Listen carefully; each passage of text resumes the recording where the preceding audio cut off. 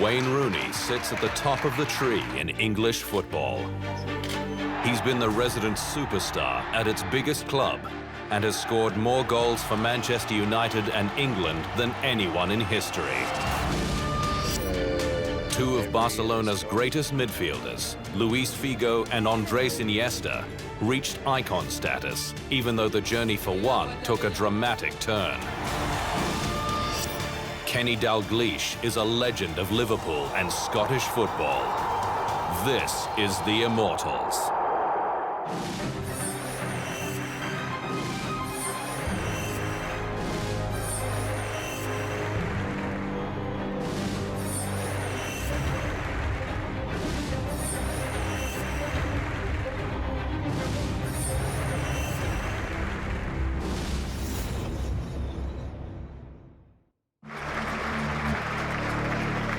No one has achieved more in English football than Wayne Rooney, a child prodigy who has maintained his brilliance for over a decade. I think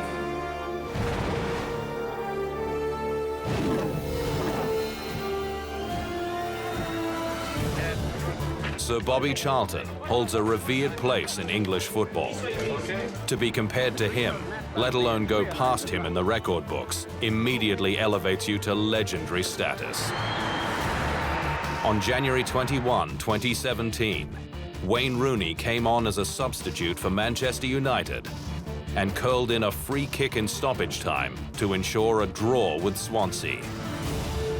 The strike was the 250th time he'd found the net for the Red Devils, one more than Charlton had managed when his brilliant career ended 44 years earlier.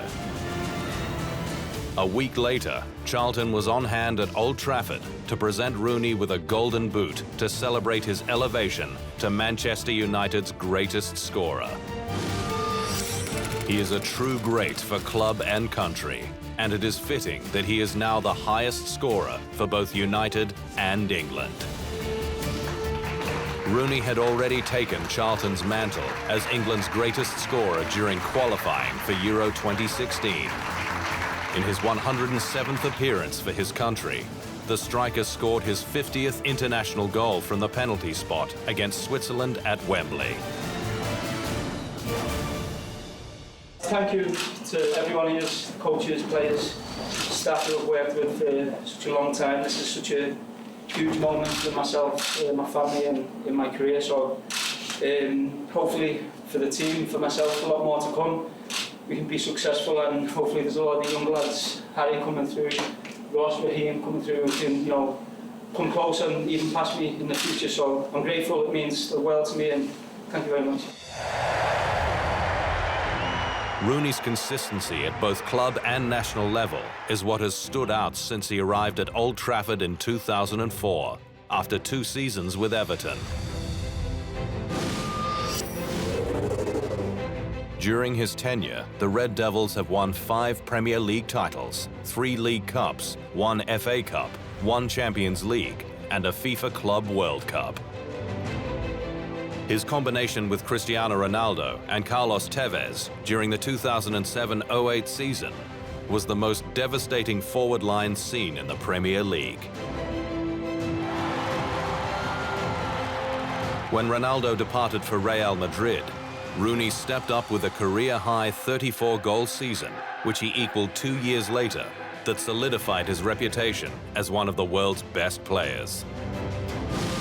Wayne Rooney is, for me, a once-in-a-generation player, one of those special players who is not comparable to any other. It was during 2011 that he produced the goal of his career against arch-rival Manchester City to claim a 2-1 victory.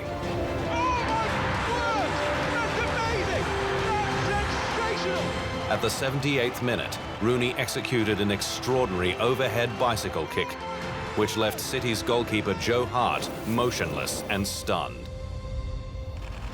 Manchester United manager Sir Alex Ferguson said it was the best he'd seen at Old Trafford, while then City boss Roberto Mancini summed it up perfectly. We were beaten by a moment of pure genius. There have been plenty of similar moments for the kid from Liverpool, who along the journey has earned the nicknames the White Pele and the Wonder Boy. You know, I've shared many games, both club and at national team level as well with him. He's a great player, can do anything on the pitch, a real all-round game. He can score tap-ins and spectacular goals. He can volley the ball great header of the ball, can hold the ball up. He's an all-rounder, and added to all that, he's obviously been very fit and not got any major injuries throughout his career, and that really helps, and had a consistent level throughout his career. And to go through and to stay, to have the pressure, the criticism, all these things that you sort of contend with throughout your career, and to still be banging in the goals now was great. Still to come on the Immortals, how the Wonder Kid became a legend.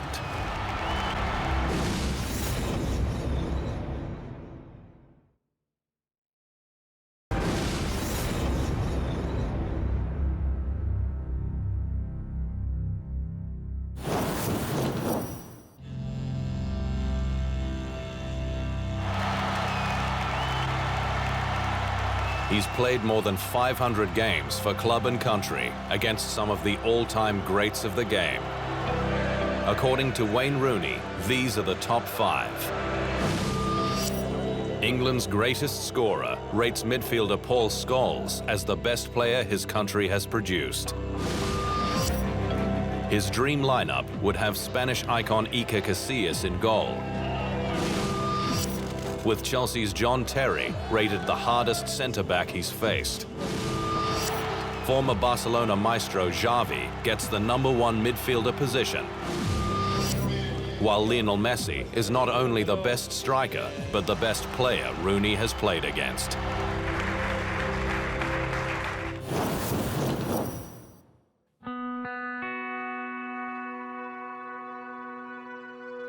After Wayne Rooney scored 72 goals in a season for Liverpool schoolboys, Everton beat a host of Premier League clubs to his door.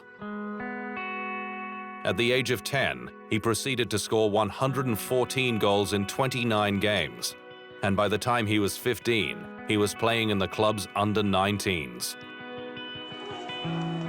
The following year, he was in the first team, and 2 weeks later, he was Everton's youngest ever scorer. The 16-year-old Wonder Kid scored 2 goals in a 3-0 away win over Wrexham in the second round of the League Cup. Just 5 days before his 17th birthday, Rooney rocked the Premier League, scoring a last-minute winning goal against Arsenal to end the Gunners' 30-match unbeaten run. Rooney is the biggest England talent I've seen since I arrived in England. There has certainly not been a player under 20 as good as him since I became a manager here. Within 4 months, he was in the England team. A friendly against Australia was his debut, then later becoming the youngest scorer for the Three Lions when he produced the equaliser in a Euro 2004 qualifying match against Macedonia. It was during the European Championships that England fell even further in love with their new superstar. The 18-year-old was born to be on the big stage, leading England's scoring with a pair of doubles. While they were beaten on penalties by host Portugal in the quarter-finals, there was a buzz around English football because they'd finally unearthed their saviour for the next decade.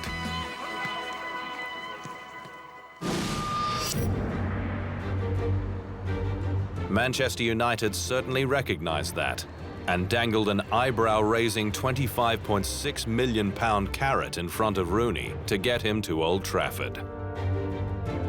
A foot injury suffered during Euro 2004 meant his debut for the Red Devils was delayed 3 months, but it was certainly worth waiting for. Rooney delivered a stunning hat-trick in his first game, a UEFA Champions League clash against Turkish side Fenerbahce.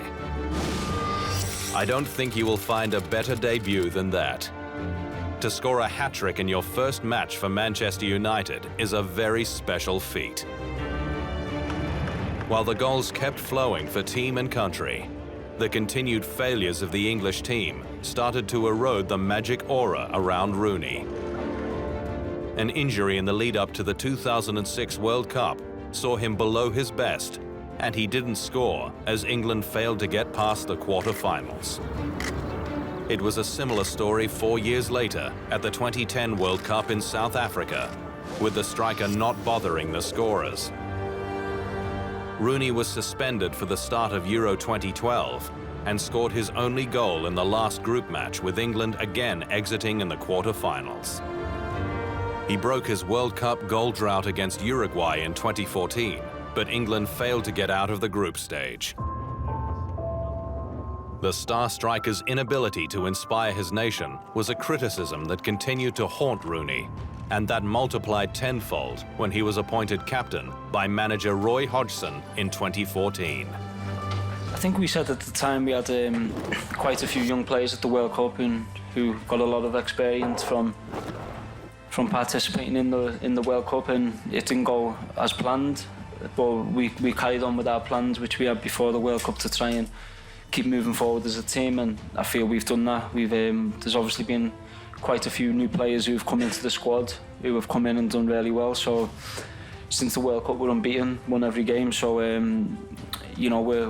certainly on the right path, and we're looking for a positive result tomorrow to keep that going.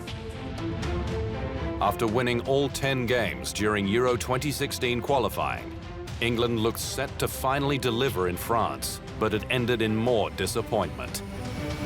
England suffered a new low when they were bundled out by Minnow, Iceland, losing 2-1 in the round of 16.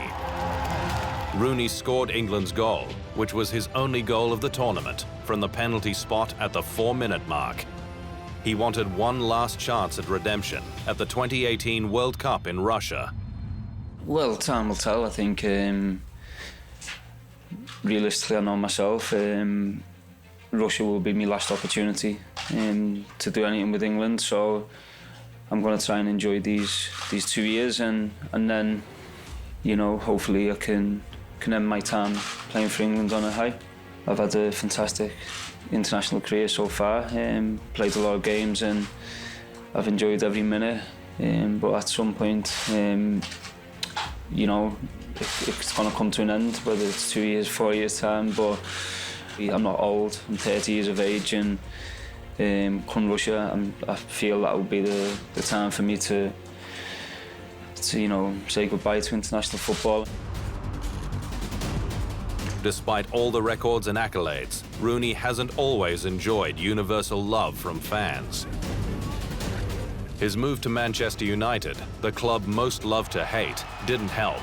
And then there was the excessive wealth and extravagant lifestyle, highlighted by a jaw-dropping fleet of high-priced sports cars. Some nightclub incidents haven't helped, nor did his threat to leave Manchester United in 2010, before a sudden about-face and signing a new 5-year contract. He's certainly been a polarizing figure, but what can't be argued is that, like Sir Bobby Charlton, Wayne Rooney is an immortal of English football. Up next on the Immortals, two Barcelona greats who traveled down different paths.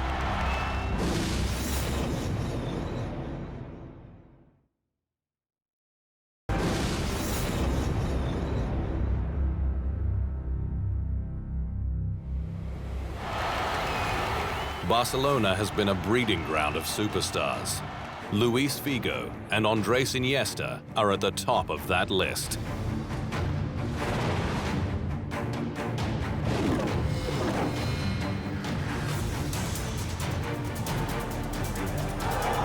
Before Cristiano Ronaldo, there was Luis Figo.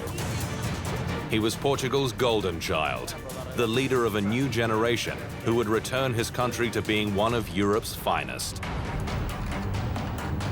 During his 15-year international career, the creative midfielder played in 3 European Championships and 2 World Cups.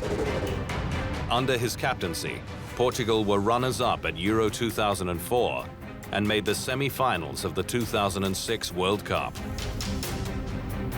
Figo was crowned the best player in Europe in 2000 But that wasn't his biggest headline during the turn of the century. After 172 games with Barcelona, he did the unthinkable. Defected to arch-rival Real Madrid in a move that rocked Spanish football to its core. It cost a record 60 million euros and turned the once favorite son of Camp Nou into enemy number one. To play for Barcelona means to have an opportunity for a brilliant career. But to reach the top of it, you have to play for Real Madrid. His return to Barcelona the first time as a Real Madrid player was marred by missiles being thrown onto the pitch. It got worse the second time in 2002, when the match had to be suspended for 20 minutes because of what had been thrown at Figo as he was attempting a corner kick. Included in the items was a pig's head. One banner summed up the Barcelona fans' feelings: "We hate you because we loved you so much." Figo was part of a rejuvenation of Real Madrid, alongside French legend Zinedine Zidane, and took out the 2001 FIFA Player of the Year award. He claimed a La Liga title in his first season, while Real also won the 2002 Champions League crown and defeated English powerhouse Manchester United to get through to the semi-finals the following year. I think for us it's extremely important to play like we had a normal result in the first game. Don't think too much about the difference of goals we have in favor, and try to score, because if we score, it's much more difficult for Manchester United to be in semi-finals. After 5 years at Real Madrid, Figo finished his career in Italy with Inter Milan before retiring in 2009.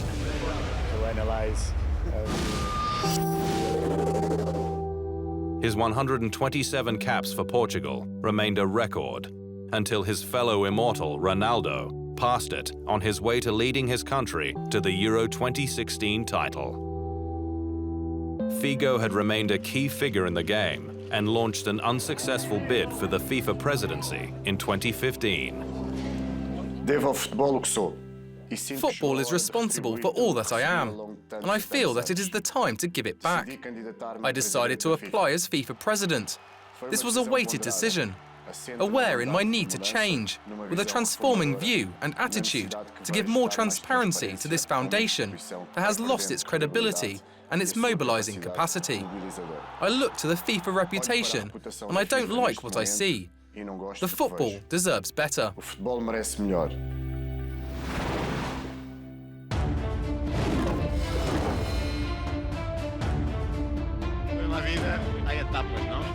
While the departure of Figo broke the hearts of Barcelona fans, they didn't have to wait long for a new hero to emerge to play alongside midfield legend Xavi. Andrés Iniesta made his first team debut in 2002 at the age of 18.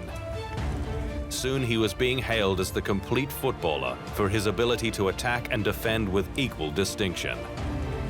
In 2017, Barca manager Luis Enrique labeled him irreplaceable. There are no players that are similar to Iniesta, not in my squad, nor in the entire world. That's the problem. I have very good players who could move into that position, and all of them could deliver for the team, both in attacking and defensive scenarios. But I have not seen anyone in the world similar to Andrés Iniesta. While the trophies flowed for Barcelona, Iniesta elevated himself to icon status, thanks to some extraordinary deeds for his country. Look at Spain's 3 big wins: the 2008 European Championships, the 2010 World Cup, and Euro 2012. And the one constant is Iniesta. I feel very proud to be part of this team, proud of the supporters, and, well, this little cup belongs to all of us. Thank you. He was named in the team of the tournament in 2008, before entering his name into folklore 2 years later in the World Cup final against the Netherlands. After almost 2 hours of play in Johannesburg, with both teams having chances to win the game, it was Iniesta who delivered the decisive blow, scoring the match winner in the 116th minute. He then led Spain's defense of its European crown, winning 3 Man of the Match awards on his way to being named the player of the tournament. Il miglior giocatore di Spagna. Da prendere. Iniesta. Who is the best Spanish player? Iniesta. Il più forte giocatore, uno dei più forti. Clearly the best player and one of the best ever. Quasi di sempre, or one of the best in the last 10 to 15 years. Questi 10-15 anni. In 2015, Barcelona became the first club to complete the historic treble twice: La Liga, Copa del Rey, and Champions League. And once again, it was Iniesta leading the way, collecting Man of the Match honors in the 3-1 win over Juventus in the Champions League final. I am feeling the highest level of happiness of reaching something unique. 6 years ago, we thought it was impossible to reach the treble again, and we have done so, which is very difficult. We are going to enjoy with all the people both here in Berlin and Barcelona. When there are victories like this, we must enjoy them. I think nobody realizes on the difficulty of this great deed. So it's time we enjoyed it the most, and I expect that people can do that too. The debate about who is the world's best usually stays between multiple World Player of the Year winners, Lionel Messi and Cristiano Ronaldo. There are many who make a convincing argument for the Barcelona number 8, given his ability to lift those around him. That's why he's known as the modest maestro. Andrés Iniesta is also known as an immortal. When we return, the man who made Anfield his kingdom.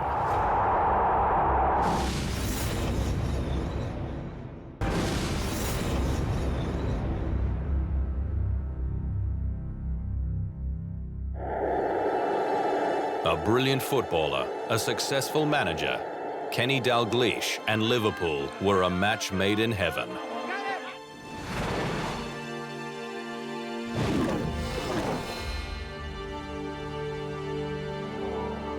Liverpool fans didn't waste much time before declaring Kenny Dalglish the King of Anfield. And never has a title been more appropriate.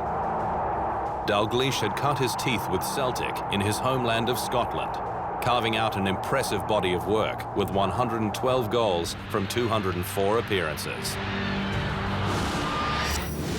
He arrived at Liverpool in 1977, and by the time he left in 1991, the club had enjoyed its most successful stretch. As a player, he wasn't the most skillful or blessed with blinding speed or immense strength. But what he had in spades was intelligence, an insatiable appetite for goals and winning trophies. Dalglish was in the mold of greats Johan Cruyff, George Best, and Zinedine Zidane, who lived by the mantra that football rewards brains over brawn. What he had was speed of thought that will always overcome speed of movement. In his first season at Liverpool, Dalglish played 61 games and scored 31 goals, including the winning strike in the 1978 European Cup final against Bruges. He backed that up with a personal best 21 league goals in his second season. His partnership with striker Ian Rush was a goldmine for Liverpool, inspiring the Reds to win multiple First Division titles, League Cups and FA Cups. On the pitch, he could put the ball where no one else could. In 1985, Dalglish took over as player-manager before eventually hanging up the boots at the age of 39. During his stellar career, he'd also become the most capped Scottish player and equal highest scorer. Success followed him in management, where he had stints with Blackburn Rovers, Newcastle United, and Celtic, before returning to Liverpool in 2011, 20 years after he'd first left. His run-ins with Manchester United's legendary manager Alex Ferguson were a highlight for many. I don't have any individual contest with Fergie. It's the football clubs that are playing. we don't play anymore. So we can't really influence it other than what we do in the build-up and the preparation for the games. The most important thing for us is how we compete on the pitch and as a team. So, a head-to-head, I wouldn't have a clue what the score is in that, and it doesn't really matter to me anyway. Two immortals battling it out. That's why Liverpool fans loved everything about their man, the man they anointed as King Kenny.